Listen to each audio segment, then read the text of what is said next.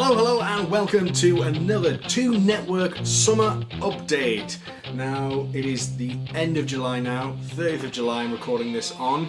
There's not long left to the start of the season, mind, and we've still got a lot of work to do as a club to probably be ready for that. But let's get started. We had another pre-season friendly yesterday away to Mainz in Germany.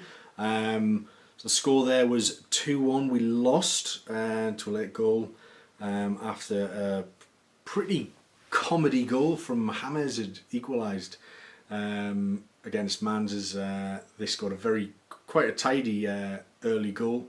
Really nice through ball for that, but we got caught short at the back a couple of times in that game. Again, I don't think it's too much to worry about the fact that we lost 2-1. I think it'll do us good to have got out on the road. We've got a couple of tricky away ties in Germany to go, as well as that one. But I think it was really good. It's really important for the team to gel. I think it's good that Lejeune got some more game time. I think it's good that Murphy got some more minutes as well.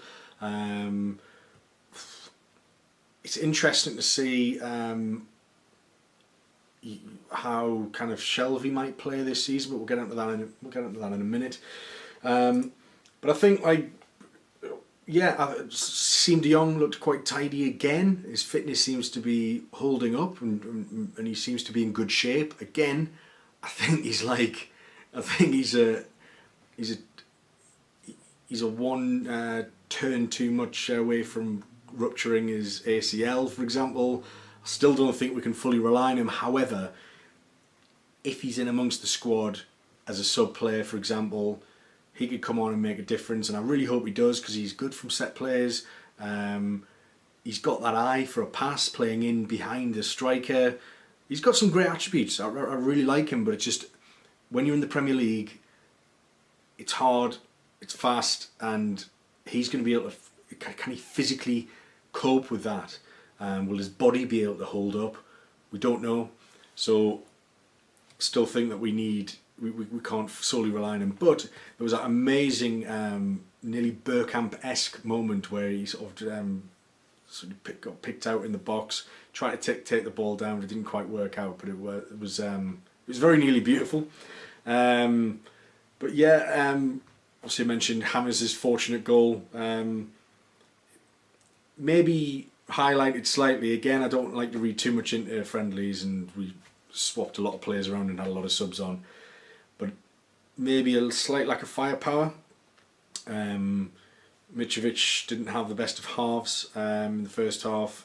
Gale was a little bit busy in the second half, but again, we just sort of maybe signalling that we need a bit of cutting edge, I think, given that our goal came from a heavily deflected shot from a fullback. So maybe something to look at there. I don't know.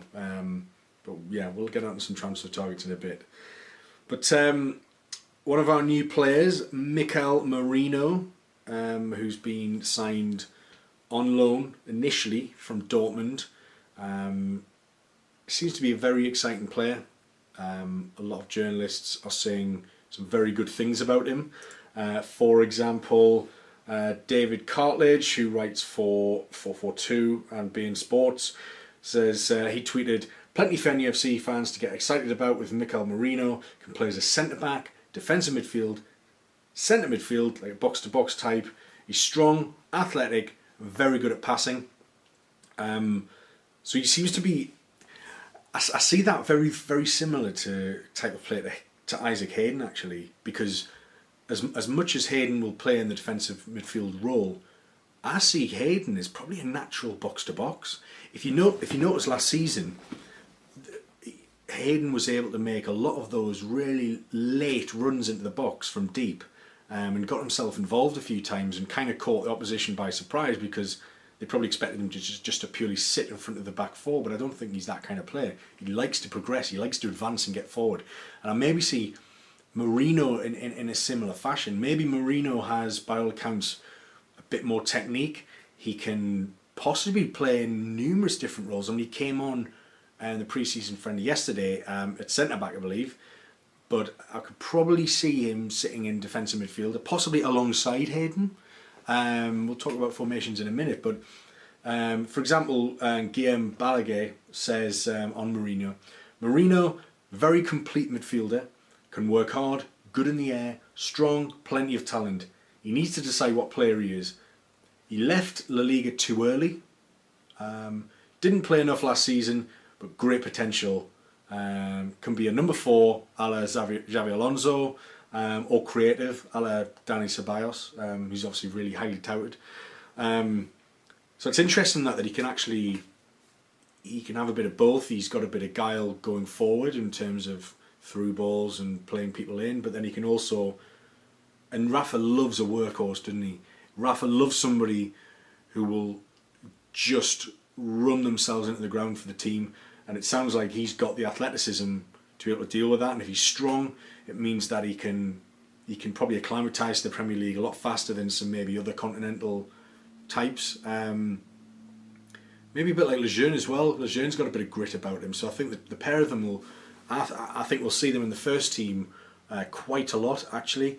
And it seems that this loan with an obligation to buy is probably based on, well, I think in the Dortmund statement, which says that an obligatory purchase option was agreed with the English club in the event that Merino completes a fixed number of compulsory games. So if Merino maybe plays 20 games, we have to buy him, perhaps. It might be something like that. But by the sounds of it, by all accounts, he's Spanish under-21 international. I think that'll be something we'll absolutely be wanting to do. And it seems like his arrival, as well as Manquillo as well, Javier Manquillo, the fullback who came in last week, as a kind of an option at fullback, either fullback I believe, has hopefully kind of appeased Rafa recently after he's, it's been no secret that there's been a bit of tension between him and the board, and that the Premier League season's on the horizon, but getting a couple of players in, and certainly Merino, I believe, is one that Rafa really coveted and was a big fan of. So this is his personal recommendation, and ultimately this is what happens when the manager is a part of recruitment, because the manager can select players that he knows can fit into the system that he wants to play. Previously, when we've had Graham Carr and Charnley just going off and basically handing the players to Pardew or Carver or McLaren, and they're just told to kind of, well, it's square pegs and round holes to fit them into your particular system.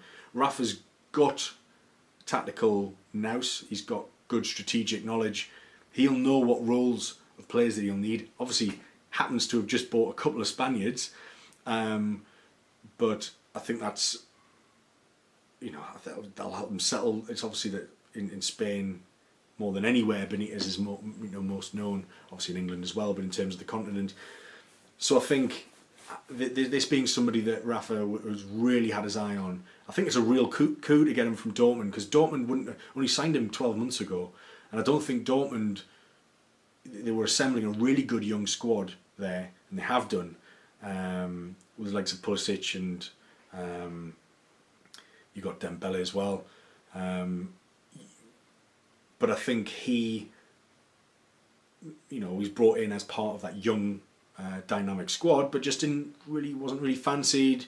Tuchel's left Dortmund now, and I think Merino has obviously just taken an opportunity to get some Premier League wages and work under a Spanish great manager as well. So I think he's one that'll really excite us, and I think it sounds like he's quite mature for his age, and I think he'll hopefully impress his early doors as well. I think he'll get a lot of game time. But that came out of absolutely nothing. We've had days and weeks of we'll link with this player, but with someone like Merino, it came out of nowhere, and suddenly he was being photographed at the Freeman Hospital, and it was all done and dusted within sort of 36 hours or so. So what do we know about Rumours? We don't know anything. We don't know anything. But with the arrival of Merino, and we're still apparently rumoured to be involved or in talks or had interest in Samaris from Benfica. This is a rumour that kind of hasn't gone away. The story's been fueled a lot in the Portuguese tabloids. I believe the Chronicle yesterday, Lee Ryder confirmed that we haven't bid for him at all, despite any claims. We haven't bid yet, is the phraseology used. So it might be that we're still going for another defensive midfielder, which would kind of reinforce the idea that Rafa Benitez wants to play with two holding midfielders, two defensive midfielders. You might say like a Hayden and a Merino. Obviously, that would knock Jack Holback well onto the bench, which is probably a good thing. But does that mean that his number 10 is going to be Jonjo Shelvey, who had initially been the deep-lying playmaker, the more attacking of the two that would sit in a 4-2-3-1 formation? If we played with two defensive midfielders, we're obviously now, having been a big fish in a small pond, we're now the opposite. We're a smaller fish in a bigger pond of the Premier League. We're going to come up against some very good attacking forces in the league, and we're going to need to be ready for those. I don't think it's something to feel negative about or pessimistic about, but it's being realistic. Rafa Benitez has always been a defensive manager, and what I noticed, certainly since he's arrived at Newcastle, the 10 games he had in the Premier League and less so in the Championship, I think, but I think more so in the Premier League, he'd play very, very cautiously for the first half. He would feel out a team, he would see where their weaknesses, and then he would adapt and change at half time and maybe try to exploit weaknesses that he's seen in that opening 45. And I absolutely expect him to do that again in the Premier League this season. I think that with playing two defensive midfielders holding, but neither of them obviously are natural defensive midfielders. Both have, by all accounts, have this potential to be good box-to-box midfielders. So one could sit while one goes, and vice versa. And we've got that flexibility and versatility. And they're both very athletic. They're young. They'll be energetic, and they'll close down well, which I think is what Rafa wants to do. He likes to close down opponents, which is why I think he doesn't really want an immobile striker up front in Mitrovic. Is why he probably is looking for somebody who's as mobile as Gale for another striker to come in. But we'll get on to that in a minute. But I think this opens the door for Shelvey to be the number 10 that we've wanted for a long time. Shelvey has all the attributes to be that number 10. If we remember back to the Liverpool days with Benitez, Gerrard playing in behind Torres, Gerrard almost played as a supporting striker, but because Gerrard had the eye for a pass, he had the long shots, both attributes that Jonjo Shelvey has. You can draw a lot of comparisons there. Obviously, Dwight Gale is no Fernando Torres, and if we were to bring in a more complete striker, they'll obviously not be as potent as Torres in his Liverpool days. But that's not to say that you can't kind of see a similar pattern there, and I wouldn't bet against that being the strategy. And again, by playing two defensive midfielders, it sets us up for being a very quick counter-attacking force. So you've got wingers in at the minute. We've got Aarons, Ritchie, Atsu, and Jacob Murphy as well. There's still rumours that we want a fifth as well. We want a fifth striker. A fifth winger. So, and you can just imagine if we can get the ball out to Shelvey, who could play diagonals either to these quick wingers or play Gale through. I think Shelvey playing in a more advanced role, I think he'll add goals to his game. I think he'll add assists to his game. Shelvey plays a very important role. He doesn't always show up, but when he does, he's got this unique ability to be able to pick a pass from 60 yards that can open up defences. He can do that almost in his sleep. And I think with better players around him, I think he'd be more successful with those. And again, the long shots, he's got a hell of a fizzing strike on him. So if he's playing in a more advanced role, he won't have to run as much, he won't have to defend as much, and he can spend more time being creative, picking passes, knocking the ball over the top of the defences and causing trouble.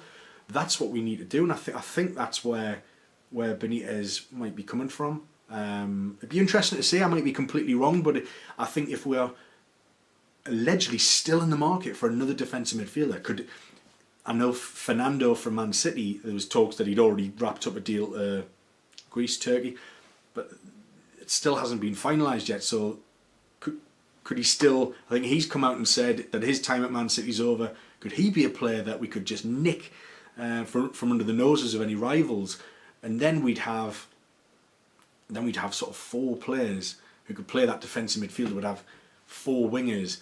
You know, Rafa wants to build a squad with depth so that injuries don't hamper us, so that we're not caught short. So it'll be really interesting to see how the next couple of weeks goes and what that formation will be. I might be completely wrong with what I'm saying, but I can definitely see the logic in that and the merit to that, and I think it would make us a good defensive unit with a back 6, but then also a very quick going forward, mobile, and then Shelvey in the middle, sort of I guess the least mobile of the forwards, but who could be the pivot and could direct attacks whichever way, or through the middle, or either on the wings. But we'll see what comes of that. And talking about being linked with a 5th winger, latest news this weekend has been we've been linked with Real Madrid winger Lucas Vázquez. So in his last 2 seasons in La Liga, he's never been an automatic starter there. But in his last 2 seasons, he's managed 6 goals and 13 assists, which I think is really strong, given that he's not always going to be starting those league games. Again, it seems like it would be quite a coup to pull that one off. I don't know how strong the rumours are. They've only been coming about the last day or so. We'll see where it goes, but I mean, you can see if he's not getting his game at Real Madrid, he's a player who Benitez knows. He knows Benitez. The Spanish connection. Might he fancy a move to the Premier League like Merino has? Let's see what happens. But that would be another Spanish player adding to the ranks potentially. As would Lucas Perez, who's also been touted the last few weeks as well, and most notably this weekend as well. He wants to leave Arsenal. He is 28. He's wants first team football, and he would be I think he'd be an excellent addition. I think he'd be very, very good. I think he'd play ahead of Gale. Definitely, he could also play sort of on the wing as well. He played wide, so he's got a bit of versatility about him. But he seems to be unhappy at the minute. I think we could get him for a cut price deal. Does he really want to make the move back somewhere else, like to Spain? Possibly. It might be difficult to lure him. If he still feels that he's got unfinished business in the Premier League, which coach would you prefer to be working under than Rafa Benitez, who's pretty much won the lot as a manager?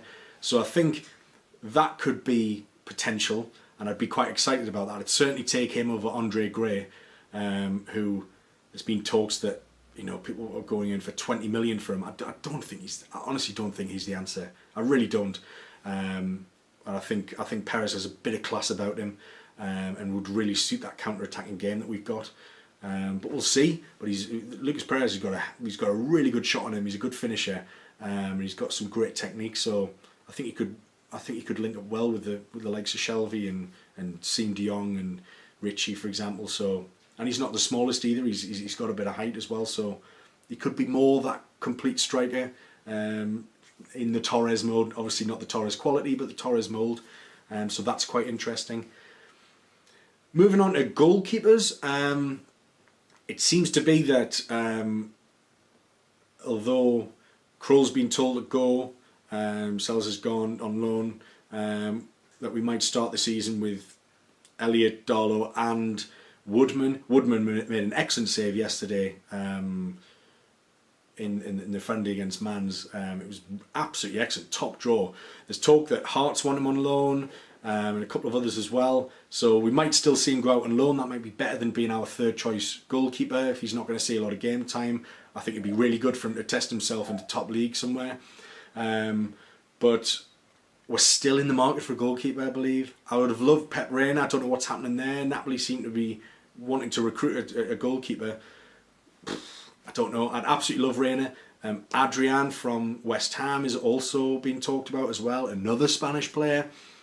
He's got Premier League experience and probably would improve on what we've got. I know Elliot's very good, but it's his fitness could be questionable. So I still think Darlow will go, and I still think we'll bring in a first choice goalkeeper, even if that's not till the very end of the window. So it might not be another month until we see movement on that. And even some of the bigger transfers that we might make might have to come towards the end of the window. But yes, Rafa in his talking to fans at 9 Bar last week seemed to be saying, it was the message of backers no matter what, you know, we're trying our best. We wants to get the players in, but ultimately the fans can make a big difference at St James's Park and away. And there was kind of an underlying message there from Rafa that he seems a bit happier, but he needs the backing from fans. He doesn't want us arguing or complaining or being pessimistic. We need to be optimistic. We could be a 12th man, and we could really help the players on the pitch kick on. What he wants to create is a really strong unit. We're going to be up against some really tough teams this season. So what we need to do is just rally together, everybody, and make St James's Park a fortress again. Loud, raucous, chants, positivity, and yeah, maybe have a go at the players afterwards, but not during the match. It seems to be the message from Rafa. Anyway, thanks very much for listening or watching another Toon Network summer update. Not long towards the start of the season now. It's starting to get really real. But yes, if you follow us, subscribe on all of the usual platforms, you'll see come up at the end of this. Really want to hear your comments as well. And we'll see you very soon. Thanks very much, everyone. Bye-zy-bye.